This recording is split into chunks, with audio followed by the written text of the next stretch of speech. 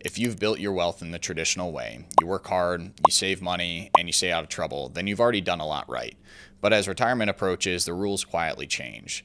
The same moves that helped you build your wealth aren't necessarily the same ones that help you protect it. So in this video, I want to walk you through 6 financial resolutions to make in 2026, catered toward those who have already built up a real savings and want to avoid costly mistakes leading up to the years before and after retirement. Before we get into the resolutions, I want to share with you a few realities. Almost half of America plans to retire between 60 and 69. That's a 20 to 30 year retirement for a lot of people. A big national survey found that 27% of workers feel confident making their own 401k investment decisions. That confidence almost doubles when they work with a professional. And the average 65-year-old who retires today is expected to spend about $172,500 in healthcare alone in retirement. Some estimates expect couples to pay even more than that. So the stakes are high, and you might feel like you've done a lot already, and you probably have.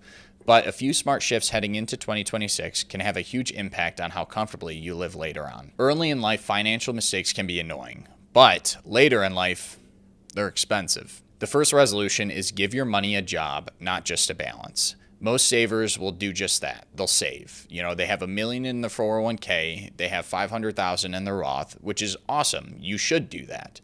But as you approach retirement, your question should now be, what is this money for? What did I save this money for? Is it for income, so you never feel like you're going backwards? Or is it for flexibility, using it for travel and expenses? Or could it be for children and grandchildren? These are all questions that you need to ask yourself before going into retirement. Take a couple who has $2 million saved. If the real plan is simply to not be a burden and live under their means, then that $2 million is going to be spent a lot differently than a couple who has huge travel plans over the next 10 years.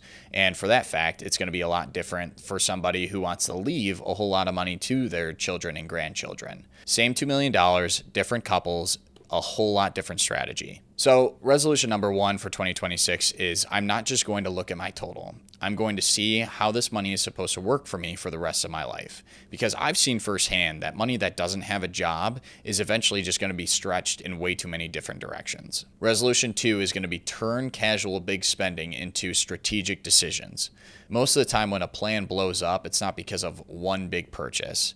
It erodes slowly due to reasonable purchases made without running it through the plan. Examples of this could be a $60,000 kitchen remodel, or $50,000 for a new car, or helping your kids out with a down payment on a house for $40,000.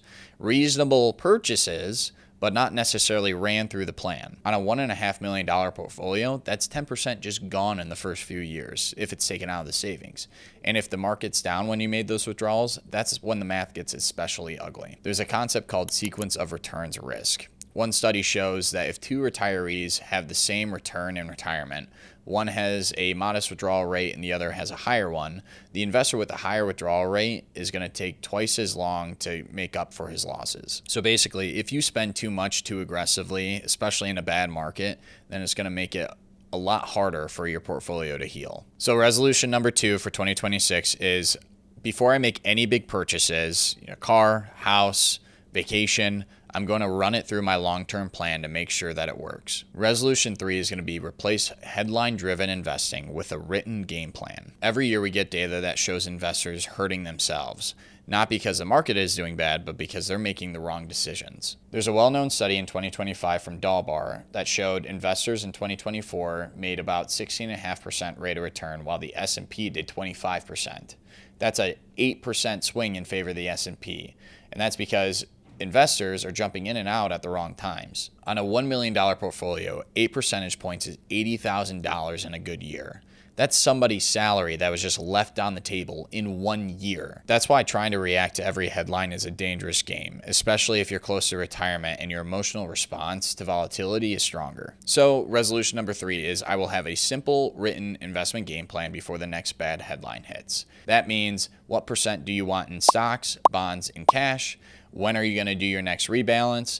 And what are you not going to do when the market goes down? Emotion is expensive in investing. Structure is cheap. Resolution number 4 is match big purchases with the phase of your financial life. During your working years, big purchases had a built-in safety net. Your paycheck. In retirement, your portfolio is the paycheck. So the same decisions that you made will have a totally different consequence depending on the phase that you're in life. Imagine someone buys a $100,000 second home in their early 60s and pulls that entirely out of their $1.2 million retirement portfolio. That's more than 8% of their nest egg gone in one shot. Now also add into that a 15 to 20% market downturn, as well as they're taking income on top of that, their normal income that they would in retirement.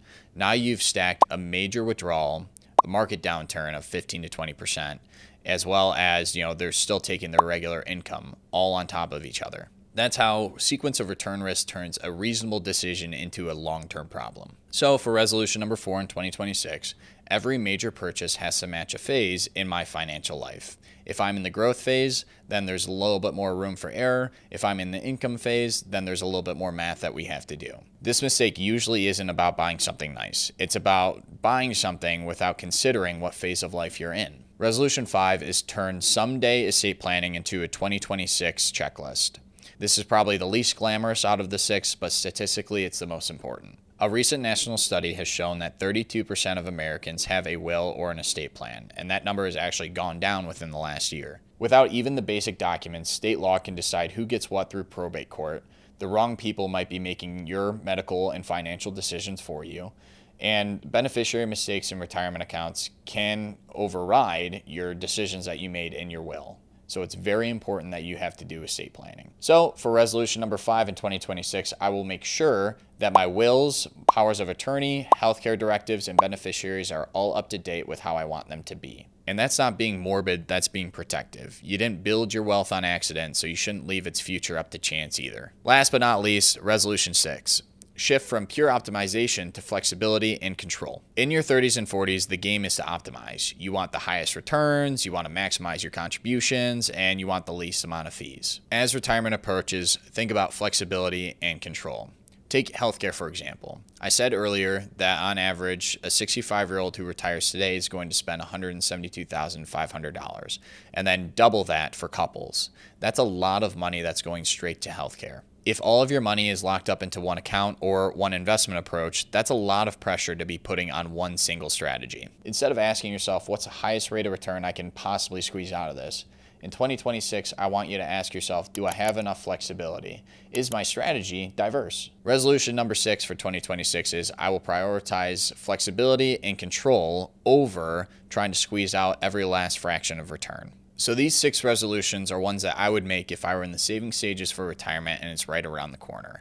I don't want to blow up your entire savings plan, right? You've done a great job saving to this stage so far. Now it's time to just give it the little push that it needs to make sure that you can live the retirement the way that you want. You spent decades building this. You deserve to be just as intentional with how you use it. If you're in the pre-retirement window and you want a second set of eyes on your strategy, there's a link below where you can request a conversation with me.